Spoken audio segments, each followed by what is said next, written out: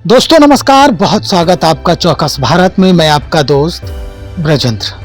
तेजस्वी यादव आज से आभार यात्रा पर निकल रहे हैं। जनता के प्रति आभार प्रकट करने जा रहे हैं। दरअसल ये आभार इसलिए भी कि विधानसभा चुनाव है 2025 में, और जिस तरह से जनता ने उन्हें मैंडेट दिया है, यानी जो रिजल्ट लोकसभा में दिया है, इसके लिए भी वो आभार व्यक्त करेंगे। लेकिन सत्ता पक्ष में बैठे लोग जो हैं इस आभार यात्रा पर कड़ी प्रतिक्रिया दे रहे हैं। जदयू के मुख्य प्रवक्ता सह एमएलसी नीरज कुमार ने इस आभार यात्रा को भार यात्रा में तब्दील कर दिया है।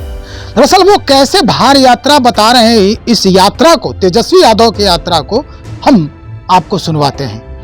हमें लगता है कि इसका नाम बदल देते तो बेहतर होता, हालांकि वो आंतरिक मामला है।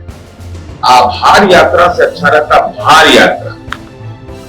अरे आभार को 40 सीट पर आप व्यक्त करिएगा ना, तो समस्तीपुर और उजियारपुर आप हार गए तो कहिएगा ना भार यात्रा। हम गुनाहगार की कार्यकर्ता गुनाहगार कबूल कर लीजिए। साथ ही साथ जननायक कर्पूरी ठाकुर की धरती पर जा रहे हैं तो यह कबूल करिएगा वहां कि हमारे पिता राजनैतिक रूप से किंग मेकर तो थे केंद्र की सरकार में। तथा कथित 43 बीघा 12 कट्ठा 16 दूर जमीन पटना में जरूर था, लेकिन हम सामाजिक न्याय के पक्षधर नहीं थे। नीतीश कुमार जी के अनुरोध पर आदरणीय नरेंद्र मोदी जी ने जननायक को भारत रत्न दिया। इसके लिए नीतीश अंकल और माननीय प्रधानमंत्री जी के प्रति आभार व्यक्त करिएगा। साथ ही साथ आपके पिता ने अति पिछड़ा समुदाय को वोट का हथियार मान लिया था, और नीतीश कुमार जी ने अति पिछड़ा के सशक्तिकरण के लिए जननायक कर्पूरी ठाकुर छात्रावास समस्तीपुर में बना दिया। तो चरवाहा विद्यालय आपके पिताजी वाला भी है। अब मेरा जननायक कर्पूरी ठाकुर छात्रावास है, उसको देख लीजिएगा और इस बात को जरूर बोलिएगा। अभी जाति सर्वे हुआ है, लगभग 35% आबादी है अति पिछड़ा का।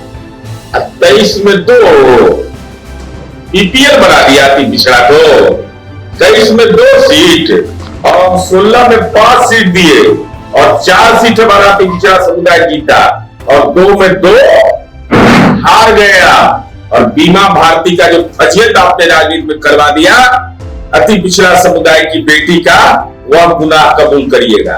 तो चरवाहा विद्यालय का रोल मॉडल और साथ ही साथ नौकरी के बदले में जमीन लेने का जो ट्रैक रिकॉर्ड है, 43 बीघा 12 कट्ठा 16 दूर पटना में जमीन कहां से आया, कृपा कर करके यह भी समस्तीपुर में बता दीजिए। कोई व्यक्ति राजनीतिक दल से जुड़ा होता है, यह दुखद है।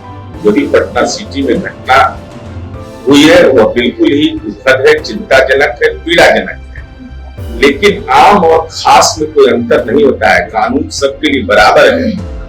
आम आदमी के साथ भी अगर कोई इस तरह की दुखद घटना होगी तो पुलिस के जद में आएंगे और दूसरे भी कानून के जद में आने वाले। इसलिए यह निश्चित रूप से हमारे लिए चिंता का विषय है और पुलिस तत्संबंधी कार्रवाई कर रही है। अगर राष्ट्रीय जनता दल के पास वह सूचना है जिससे कि पुलिस को सहयोग हो तो रचनात्मक सहयोग करें। आलोचना करने का तो उनको अधिकार है, लेकिन इस दुखद हत्या के बाद पुलिस तत्संबंधी कार्रवाई कर रही है। परेशानी यह है कि आर्ग्यू मिन्नत करने का राष्ट्रीय जनता दल का संस्कार है।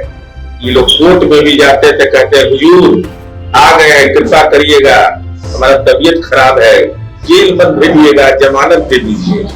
अरे आर्ग्यू मिन्नत करने का राष्ट्रीय जनता दल का संस्कार है। यहाँ तो सीना ठोक कर करके राजनीति करते हैं और सीना ठोक करके निर्णय लेते हैं। सुना आपने क्या कह रहे हैं नीरज बाबू? नीरज बाबू ने कई तथ्यों पर जो है बातचीत की है।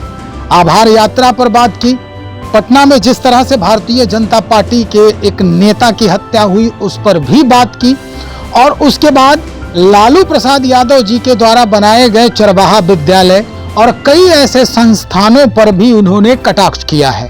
लेकिन अब ये कटाक्ष जो है किस तरह का रंग लेता है, कैसे वो रूप बनाता है, वो जानना बहुत जरूरी है।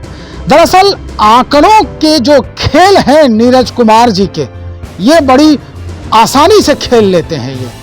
इन्होंने कट्ठा, धूर, बिगहा तक का गिनवा दिया तेजस्वी यादव के, और उसका हिसाब भी देने को कहा है।